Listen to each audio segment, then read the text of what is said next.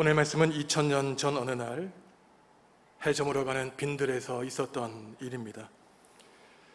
전도 여행을 다녀온 제자들이 무리들에게 행한 일과 무리들에게 복음 선포한 일을 자랑스럽게 예수님께 보고하고 있습니다.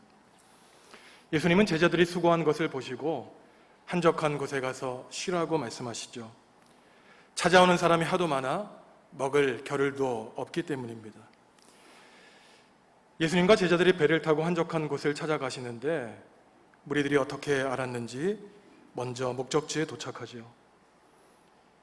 예수님은 예수님을 찾아온 그 수많은 무리가 목자 없는 양같이 인생길을 헤매는 것을 불쌍히 여기시고 그들에게 하나님 나라의 복음을 가르쳐 주십니다. 저녁 때가 되자 제자들은 무리를 농가나 마을로 보내서 각자 먹을 것을 해결하게 하자고 예수님께 제안하죠. 그런데 예수님은 너희가 무리에게 먹을 것을 주라고 말씀하십니다. 제자들은 놀라죠. 남자들만 5,000명이 넘는 사람들, 그들에게는 200데나리온 어치의 떡이 필요했기 때문입니다. 한 데나리온은 당시 농촌에서 일하는 노동자가 하루 종일 일하고 받는 품삯이었기 때문에 200데나리온이라고 하면 8개월 동안 꼬박 일을 해야만 벌을 수 있는 돈이었습니다. 그러면 너희에게 무엇이 있느냐? 제자들은 떡 5개와 물고기 2마리밖에 없습니다. 말씀하시죠. 제자들의 말을 들으시고 예수님은 풀밭 위에 때로 100명 혹은 50명씩 앉히시고 두 손에 떡과 물고기를 드시고 기도하신 다음에 무리에게 먹여주시니 5,000명이 배불리 먹고 12 남은 방줄이 가득 채우게 되었다는 이야기입니다. 오늘 우리는 이 말씀을 통해서 우리가 구주로 믿는 예수님은 어떤 분이신지, 예수님의 제자들인 우리는 어떠한 믿음을 가지고 살아야 되는지, 또한 제자들의 이 공동체인 교회가 해야 될 사명은 무엇인지에 대해서 하나님의 말씀을 드리려고 합니다. 먼저 예수님은 해가 저물어가는 빈들에서 방황하는 백성을 불쌍히 여기시고 먹여주시는 목자이시죠. 오늘 사건은 날이 저문 빈들에서 일어난 일이라고 했습니다. 해 저문 빈들은 우리 인생을 표현해주고 있죠. 사실 사람은 10대 후반에 가장 왕성하게 살다가 그 이후부터는 죽음을 향해 서서히 약해지는 존재라고 합니다. 이것은 나이가 적고 많음의 문제가 아니죠.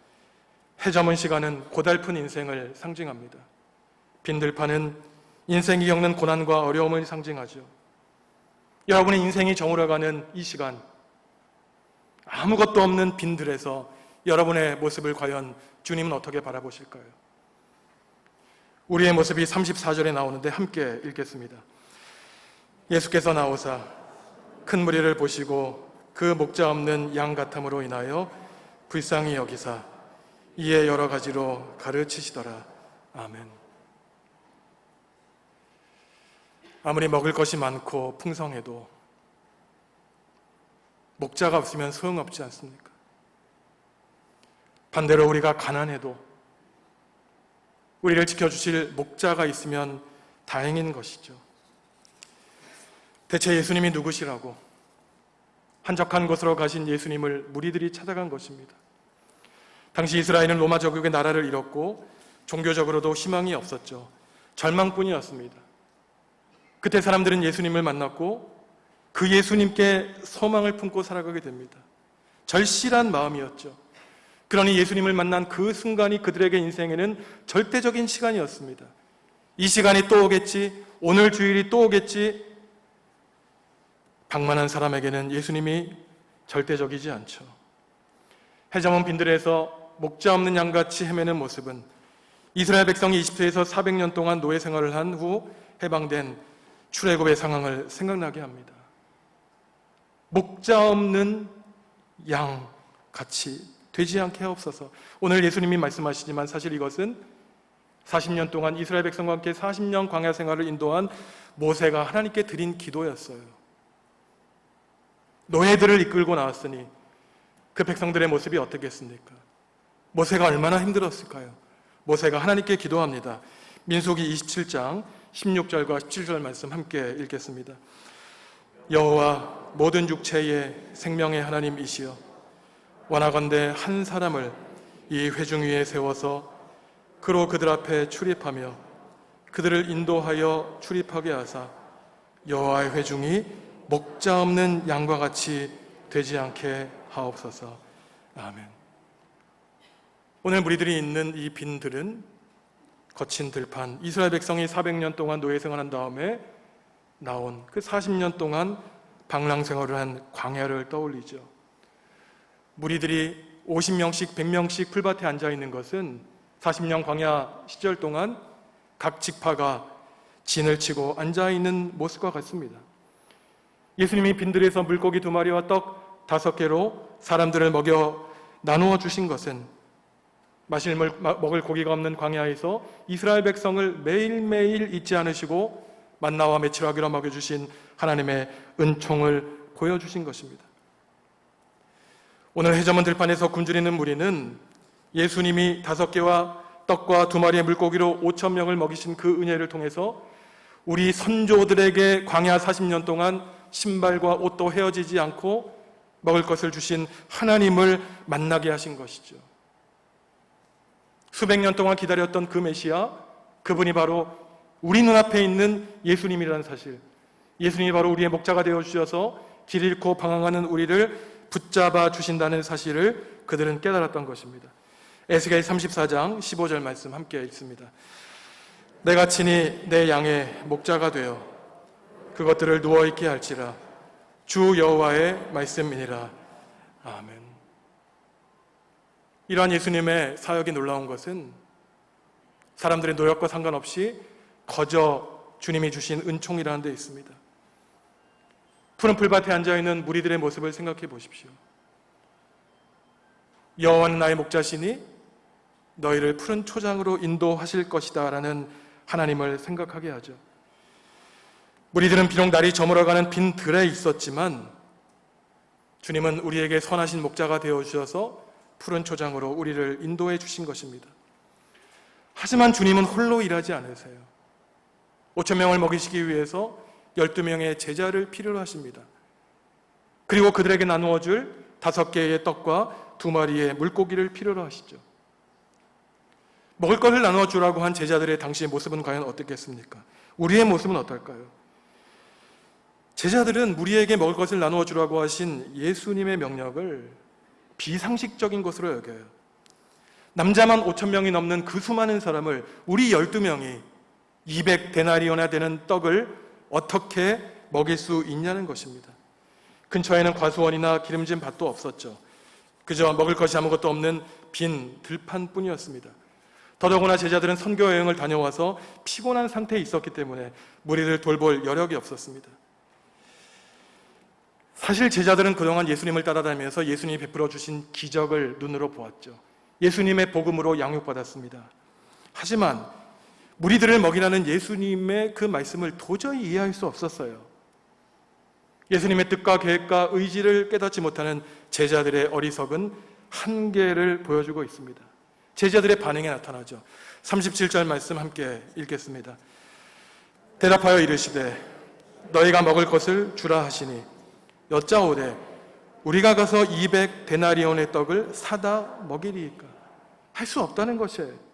가능한 말씀을 하시라는 것입니다. 예수님이 명령이 무리해 보이고 제자들이 보인 태도가 어쩌면 당연해 보입니다. 사실 제자들은 오늘 우리의 모습과 똑같은 모습을 가지고 있어요. 우리가 그러하듯이 경제의 논리로 따져 그 수많은 무리를 먹일 수 있는지 없는지 판단하는 것입니다. 제자들은 말로는 하나님이 우리의 주인이시오 우주 만물을 지으신 창조주라고 고백했지만 정작 행동하고 결정할 때에는 돈 생각 먼저 하는 것이에요. 재정 생각부터 하는 것입니다. 제자들은 할 수 없다고 솔직하게 말했을 뿐이에요. 따라서 그들이 생각해낸 최고의 방법은, 그들의 머릿속에서 고안해낸 최고의 방법은 5,000명을 각자 마을로 보내서 스스로 알아먹고 먹게 하자는 것이었습니다. 아무도 이 많은 무리를 책임질 수 없다고 생각했기 때문이죠. 더 냉정하게 말하면 그들은 스스로 찾아온 무리들이에요. 예수님이 초대한 적이 없습니다. 굳이 먹일 의무가 없었죠. 어쩌면 그들은 제자들에게 부담되는 사람들이었어요. 우리나라가 1997년 IMF 세계은행의 관리를 받을 때였습니다. 엄청난 직장인들이 직장을 잃었고 길거리에 노숙자로 전락했죠. 추운 겨울에는 사람들이 얼어 죽는 일도 발생했습니다. 저는 그때 동료들과 함께 영등포역에서 그 노숙자들에게 음식을 나누어주는 봉사를 한 적이 있습니다.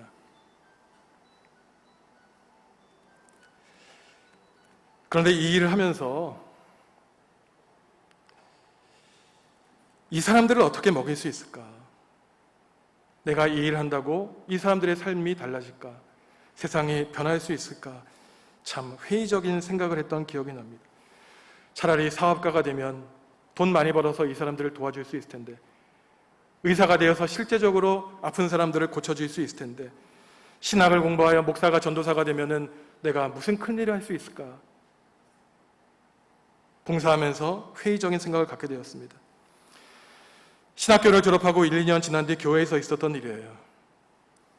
교회 현관에서 교인들을 맞이하고 있는데 80 가까이 되신 어르신이 출석도 안 하시고 조용히 교회에 예배를 드리시는 것이었습니다. 하루는 이분이 엄청난 양의 식료품을 교회에 헌물하신 거였어요. 때가 되면 추수감사절마다 성탄절마다 생각하지도 못할 양의 식료품을 교회에 헌물하셨습니다. 나중에 알고 보니 이분이 제가 여러분들에게 말씀드리면 다 아실 만한 기업의 회장님이었어요.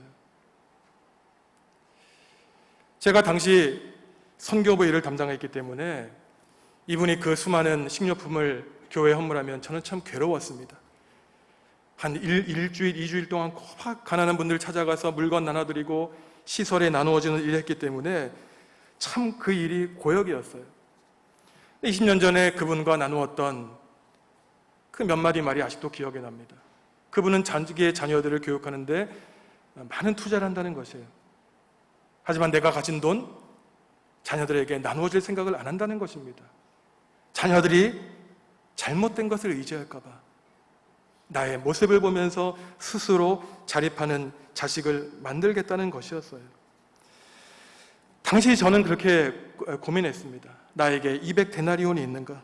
내가 세상을 변화시킬 수 있을까? 현실이 왜 그럴까? 세상이 왜 이렇게 썩었을까? 교회가 이렇다 저렇다 늘 비판적이었어요. 하지만 그분은 고민할 때 말없이 행동하셨습니다. 아무런 대가도 바라지 않으셨고 자기 이름조차 알리는 것을 꺼려 하셨어요. 세상을 변화시킨다는 거창한 구호가 아니라 그저 그분은 자기 이웃의 사람들을 바라보셨고 자기가 할 수 있는 일을 담담히 하셨던 것입니다. 그분이 기억나서 인터넷 찾아보니까 10년 전에 이미 세상을 떠나셨습니다. 참 그분이 그리워요. 사람은 이성적으로 판단하고 계산해 본 다음에 행동하는 것이 안전하다고 하죠. 할 수 있는 것과 할 수 없는 것을 다 따져보러 갑니다. 그러니 내 손에 쥐어진 5개의 떡과 2마리의 물고기 갖고는 아무것도 할 수 없는 것이죠. 안타까운 사고입니다. 내 눈에 보이는 세상이 다 있냐? 말로는 우주 만물을 지으신 하나님을 믿는다고 하면서 그 하나님을 내 사고 안에 내 계획 안에 가두어두는 안타까운 신앙의 모습을 보여주고 있는 것이죠. 물론 세상에는 교회는 현실을 바르게 이해하는 현실주의자가 필요합니다. 하지만 때로는 하나님 나라의 꿈을 꾸고 가능하지 않은 세상에서 가능하다고 하나님의 비전을 보여주는 사람이 필요하죠. 현실을 두려워하고 현실을 타협하는 사람은 하나님의 나라를 일굴 수 없는 것입니다. 그의 눈에 보이는 세상이 다이기 때문이에요. 내 한 치 앞만 급급하기 때문에 10년 뒤, 20년 뒤 우리가 살아가게 될 길을 볼 수가 없는 것이죠. 꿈꿔본 적이 없는데, 늘 계산했는데 언제 한번 아름다운 꿈꿔보신 적 있습니까? 우리의 현실은 우리의 힘과 가능성에만 있는 것이 아니에요. 우리의 존재의 뿌리가 하나님께 있기 때문에 하나님 나라의 꿈을 꾸는 사람에게 하나님은 하나님 나라의 일을 감당하게 하십니다. 예수님은 홀로 모든 일을 하실 수 있었지만 왜 그 무리한 요구를 제자들에게 하셨을까요? 기도하게 하셨기 때문입니다. 광야에서 만나와 메추라기를 달라고 오직 하나님만 의지하도록 훈련시키기 위해서였어요. 더 이상 세상만 바라보는 사람이 아니라 세상을 변화시키는 하나님 나라의 사람으로 그들의 삶을 격상시키기 위해서였습니다.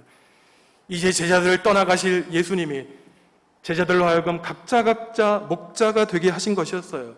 그래서 2000년이 지난 오늘 우리도 예수님의 제자가 되었고, 비록 우리가 눈으로는 예수님 만난 적 없지만 예수님이 하신 일, 제자들이 한 일을 우리도 오늘 할 수 있는 것입니다. 예수님이 하신 일과 제자들이 한 일이 바로 오늘 우리 교회가 이어받은 것이죠. 그래서 우리는 우리 교회가 어떤 교회가 되어야 되는가, 교회가 왜 존재하는가, 하나님이 왜 교회를 세워주셨는가, 하나님의 사명을 듣게 됩니다. 예수님조차 그 보잘것없는 5개의 떡과 2마리의 들고기를 손에 드시고 하늘을 향해 하늘아버지께 기도하셨죠. 41절 말씀 함께 읽겠습니다. 예수께서 떡 5개와 물고기 2마리를 가지사 하늘을 우러러 축사하시고 떡을 떼어 제자들에게 주어 사람들에게 나누어 주게 하시고 또 물고기 2마리도 모든 사람에게 나누시며, 하나님을 믿는 신앙인이 할 수 있는 일은 내가 할 수 있는 일에 최선을 다하고 할 수 없는 일은 모두가 다 하나님께 맡기는 것이에요. 기도가 바로 그런 것이죠. 기도는 사람의 힘으로 행할 수 없는 문제를 놓고 하나님의 힘을 의지하는 것입니다. 예수님도 수많은 무리를 먹이시기 위해 하나님께 기도하셨죠. 성도 여러분, 기도하시기 바랍니다. 기도할 때 우리를 붙들어 주시는 하나님을 만날 수 있습니다. 내가 겪는 고난과 어려움이 모든 것이 아니라 그 고난과 어려움의 시간을 통해서 하나님 나라의 새로운 질서와 기적을 보여주시기 위해서 우리에게 하나님은 기도하게 하셨죠. 하나님은 기도하는 사람을 외면하지 않으십니다. 살아갈 힘과 용기를 주시죠. 그래서 예수님과 제자들이 함께한 이 오병이어의 기적의 결과가 42절 이하에 나타나고 있습니다. 우리가 함께 읽겠습니다. 다 배불리 먹고 남은 떡 조각과 물고기를 12바구니에 차게 거두었으며 떡을 먹은 남자는 5,000명이었더라. 아멘. 다 배불리 먹었다는 것이죠. 그리고도 남은 것을 다 모으니 12바구니에 가득 찼다는 것입니다. 완전수 12는 하나님의 은혜가 차고 넘치는 완전한 은혜임을 보여주는 것이죠. 배고프고 줄인 사람, 해 저문 시간, 그 외로운 시간에 빈 들판에 홀로 있는 사람에게 부여주시는 하나님의 사랑과 은총을 가리킵니다. 기도하며 떡을 떼는 것은 유대인의 식사 관습을 보여줍니다. 자신들이 먹는 빵이 하나님께로부터 왔기 때문에 그리스도인들은 예배 시간에 같은 식탁에서 같은 음식을 먹었던 것이에요. 부자나 가난한 사람이나 같은 종류의 음식을 먹었습니다. 같은 자리에 앉았어요. 상석과 낮은 자리가 없었습니다. 우리의 존재의 근원은 하나님께 왔기 때문에 이 시간만큼은 우리는 하나요, 같은 사랑을 고백하는 존재임을 고백했던 것이죠. 예수님이 해저문 들판에서 5,000명 되는 남자들을 먹이신 이 오병이어의 사건은 교회 역사에서 성만찬의 기원을 얘기합니다. 우리는 성만찬 때 작은 잔에 포도주 마시고 작은 떡을 나누지만 사실 공동체 식사는 예배 중에 이루어졌어요. 풍성한 식사를 함께 나누었습니다. 공동체 식사는 선택사항이 아니에요. 교회 역사에서 필수 사항이었습니다. 예배 과정이었어요. 지금은 코로나 때문에 불가능하지만 우리도 이 코로나가 종식되면 하루빨리 주일 예배 후에 함께 식사를 나누어 예배를 회복해야 되는 것입니다. 어떤 분들은 호기심을 가지고 어떻게 떡 5개와 물고기 2마리로 5,000명을 먹일 수 있을까 질문하는 분들이 계시죠. 어떤 사람은 요한복음에 나오는 어린아이 이야기를 하면서 어린아이가 순진하게 먹을 것을 내어놓으니 부끄러웠던 어른들이 감추었던 음식을 다 나누었다, 이렇게 합리적으로 해석하기도 합니다. 하지만 성경 본문은 그렇게 말하지 않아요. 모든 가능성을 하나님께 내어 맡기는 것입니다. 하지만 분명한 것은 이러한 것은 예수님의 행위로 가능했다는 것이죠. 여러분, 한번 생각해 보십시오. 우리가 지금까지 살아있는 것, 이 코로나 가운데 주님 앞에 나와 예배하는 것, 이 모두가 기적이 아닙니까? 그동안 우리에게 너무나 당연하게 여겨졌던 것, 그것을 소중히 여기지 않으면 결국 하나님이 언제 또다시 우리에게 그 소중한 예배 시간을 빼앗아갈지 모르죠. 해저문 빈들에서 5,000명을 먹이는 것, 이것은 너무나 합리적인 제자들, 너무나 이성적인 제자들, 너무나 세상 교육에 익숙해져 있는 제자들에게는 불가능한 일이었어요. 교회도 그렇지 않습니까? 교회가 기업보다 더 많은 돈을 가지고 있습니까? 교회가 국가보다 더 많은 권력을 가지고 있지 않아요. 하지만 교회는 기업과 국가가 할 수 없는 일, 하지 않는 일을 할 수 있습니다. 세상이 다스리는 질서에 거슬러 하나님이 다스리시는 사랑과 정의의 하나님 나라를 선포하고 하나님 나라를 세상에 일구는 일이죠. 교회는 세상을 창조하신 하나님의 힘과 능력이 있습니다. 보이지 않는 세상에, 보이는 세상이 다가 아니라 보이지 않는 세상을 보는 사람, 세상 가운데 하나님 나라를 일구는 사람을 하나님은 찾고 그를 통해 일하시죠. 성도 여러분, 저와 여러분은 지금 해가 저물어간, 어쩌면 우리 인생이 다 저물어간 빈 들에 있습니다. 홀로 고독하게 빈 들판에 있어요. 우리 눈으로 볼 때에는 절망과 죽음만이 기다리는 곳입니다. 하지만 예수님은 일부러 무리들을 해저문 빈들에서 만나주셨어요. 아무것도 없는 곳에서 하나님만 의지하게 하셨던 것입니다. 그 기회를 놓치지 마십시오. 우리 삶에 있는 고난과 어려움의 그 기회를 통해서 하나님은 생명의 하나님을 만나기 원하시고, 질병과 고난과 슬픔과 아픔의 자리를 통하여 회복과 참된 생명과 참된 주인이신 하나님을 만날 통로로 삼아주십니다. 주님은 영광적으로 굶주린 무리들을 불쌍히 여겨주시고 그들에게 목자가 되어주셔서 꼴을 먹여주시고 인도하여 주셨죠. 우리 교회가 하나님이 세워주셨다면 우리는 하나님이 맡겨주신 일을 마땅히 할 수 있습니다. 주님이 세워주신 교회가 굶주린 5,000명을 영과 육으로 배불리는 교회 되기 바랍니다. 말씀이 살아있는 교회, 믿음의 반석 위에 말씀 위에 든든히 세워지는 정읍중앙교회, 그리고 거룩한 성도 여러분들이 되시기를 주님의 이름으로 기도합니다. 기도하시겠습니다.